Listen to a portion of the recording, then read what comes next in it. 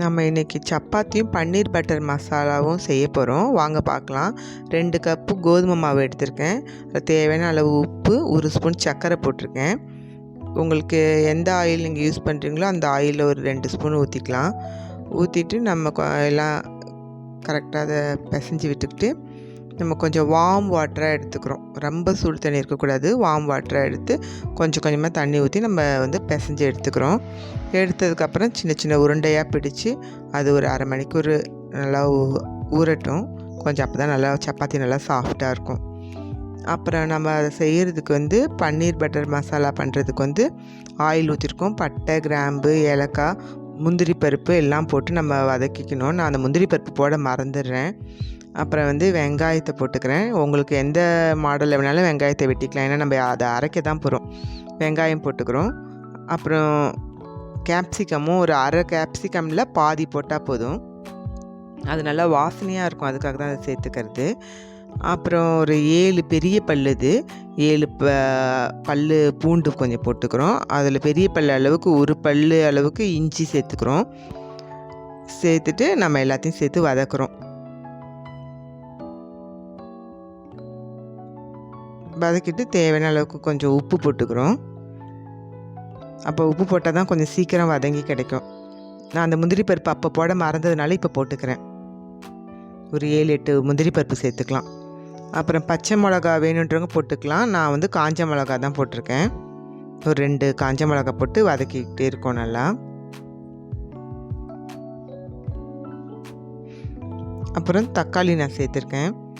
இது ஒரு 2 தக்காளி, சின்ன தக்காளி சேர்த்துருக்கலாம். நான் ஒரு 3 தக்காளியாக சேர்த்துருக்கேன்.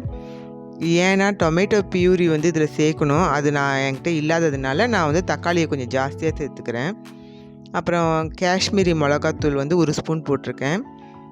அப்புறம் கொத்தமல்லி தூள் இருக்குது பார்த்திங்களா, அதில் 1 ஸ்பூன், அரை ஸ்பூன் மஞ்சத்தூள் சேர்த்துக்கிறேன். சேர்த்துட்டு நம்ம நல்லா வதக்கி விட்டுக்கிறோம். அப்புறம் ஜீரகத்தூள் சேர்த்துக்கிறோம். ஜீரகத்தூள் நான் பொடிச்சு வச்சுருந்தேன் வறுத்து. அதில் கொஞ்சம் ஒரு அரை ஸ்பூன் சேர்த்துக்கலாம். அப்புறம் சர்க்கரை சேர்த்துக்கிறேன் 1 ஸ்பூன், சின்ன ஸ்பூனுக்கு. ஏன்னா டொமேட்டோ பியூரி இல்லை அந்த பியூரியில் ஒரு இனிப்பு இருக்கும். அதுக்கு பதில் நான் சர்க்கரை சேர்த்துக்கிறேன். நமக்கு வீட்டில் இருக்கிறத வச்சு நம்ம பண்ணுறோம். பட்டரும் என்கிட்ட கிடையாது. நான் பட்டருக்கு பதில் தான் ஆயில் தான் ஊற்றிருக்கேன். அதுக்கும் கண்டென்ஸ் மில்க் தேவைப்படுது. அதுவும் என்கிட்ட இல்லாதனால நான் பச்சை பால் தான் நான் எடுத்துக்கலாம். பச்சை பால் எடுக்கிறவங்களும் எடுத்துக்கலாம். நான் கொஞ்சம் அந்த பால் ஆடையாக எடுத்துக்கிறேன். நல்லா ஆடையோடு நல்லா திக்கான பாலாக எடுத்துக்கிறேன். ஆனால் பச்சை பாலும் ஊற்றிக்கலாம். பச்சை பால் இருந்தால் பச்சை பால் ஊற்றிக்குங்க. இப்போ அது ஒரு பக்கம் ஆற வைக்கணும், மிக்சியில் அரைக்கிறதுக்கு. அதனால் அதை ஆற வச்சுருக்கேன். இப்போ இந்த பக்கம் சப்பாத்தி போட்டுட்ருக்கேன். சப்பாத்தி உங்கள் விருப்பம்தான். எந்த ஆங்கிளில் வேணாலும் நீங்கள் உருட்டி எடுத்துக்கலாம். ட்ரையாங்கிளா, சர்க்கிளா, ஸ்கொயரான்னு சொல்லிட்டு நான் ஸ்கொயர் ஷேப்பில் போட்டுட்ருக்கேன்.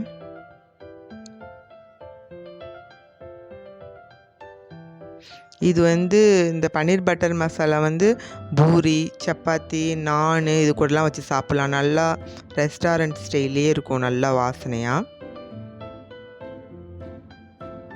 டேஸ்ட்டும் அப்படி தான் இருக்கும். ஆனால் நான் சொன்ன ஐட்டங்கள்லாம் என்கிட்ட இல்லை. நான் இருக்கிறத வச்சு பண்ணியிருக்கேன். நான் சொன்னதெல்லாம் நீங்கள் போட்டு பண்ணினீங்கன்னா அவ்வளோ நல்லாயிருக்கும்.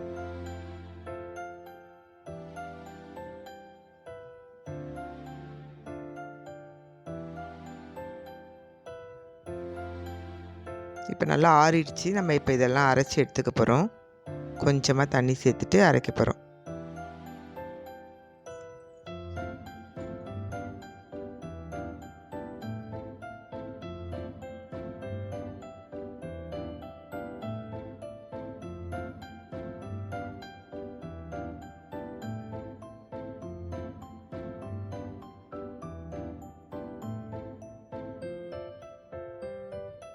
பட்டர் இல்லாததுனால நான் திருப்பியும் ஆயில் தான் ஊற்றிருக்கேன். ஊற்றிட்டு வெங்காயத்தை கொஞ்சம் பெருசாக கட் பண்ணிவிட்டு கேப்சிகமும் கொஞ்சம் பெருசாக கட் பண்ணி வச்சுட்டு அதையும் போட்டு வதக்கிக்கிறோம்.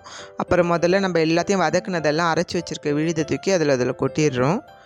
கொட்டிட்டு நல்லா நம்ம கொஞ்சம் தேவைக்கு தண்ணிலாம் ஊற்றிட்டு நல்லா நம்ம அதை கிளறி விட்டுக்கிறோம். தேவைக்கு தண்ணி விடணும், கொஞ்சம் கட்டியாக இருக்குது. மிக்ஸி ஜாரை கழுவி ஊற்றிட்டு அப்புறம் கண்டென்ஸ் மில்க் சொன்னேன் பார்த்திங்களா, அது என்கிட்ட இல்லாதனால நான் பால் கொஞ்சம் நல்லா ஆடையோடு நல்லா திக்கு பாலாக கொஞ்சம் ஊற்றிக்கிறேன். நம்மக்கிட்ட வீட்டில் என்ன இருக்கோ இருக்கிறத வச்சு பண்ணுறது, அதனால தான் இதெல்லாம் நான் போடல. இதெல்லாம் நான் சொன்னதெல்லாம் போட்டு நீங்கள் பண்ணினீங்கன்னா அவ்வளோ இன்னும் சூப்பராக இருக்கும்.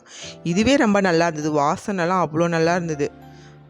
இப்போ வந்து இந்த பன்னீரை வந்து நான் என்ன பண்ணி வச்சுருக்கேன்னா, கொஞ்சம் லைட்டாக வார்ம் வாட்டரில் வந்து தண்ணியில் போட்டுடணும். போட்டுட்டு உடனே நம்ம வந்து வடிகட்டிட்டு இதில் எடுத்து போட்டுடுறோம்.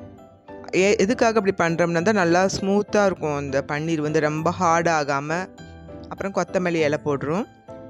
அப்புறம் கஸ்தூரி மேத்தி வந்து நல்லா கையில் நல்லா 2 கையிலையும் நல்லா மேஷ் பண்ணி விட்டுட்டு போட்டுருங்க. அவ்வளவுதான் நம்மளோட பன்னீர் பட்டர் மசாலா. வீட்டில் இருக்கிறத வச்சே நம்ம பண்ணுறது ரொம்ப நல்லா இருந்தது. பாருங்கள், நீங்களும் இதை ட்ரை பண்ணி பாருங்கள். கண்டிப்பாக உங்களுக்கு இது பிடிச்சிருக்குன்னு நினைக்கிறேன். செஞ்சு பார்த்துட்டு எங்களுக்கு உங்கள் கமெண்ட்ஸை சொல்லுங்கள். உங்கள் ஃப்ரெண்ட்ஸ் அண்ட் ஃபேமிலிக்கெலாம் ஷேர் பண்ணுங்கள், சப்ஸ்கிரைப் பண்ணுங்கள். இதை பார்க்குறதோட மட்டும் இல்லாமல் கொஞ்சம் எல்லாம் சப்ஸ்கிரைப் பண்ணிவிடுங்க. இதை பண்ணி பார்த்துட்டு எப்படி இருக்குதுன்னு சொல்லுங்கள். கண்டிப்பாக ரொம்ப நல்லா இருக்கும் இது.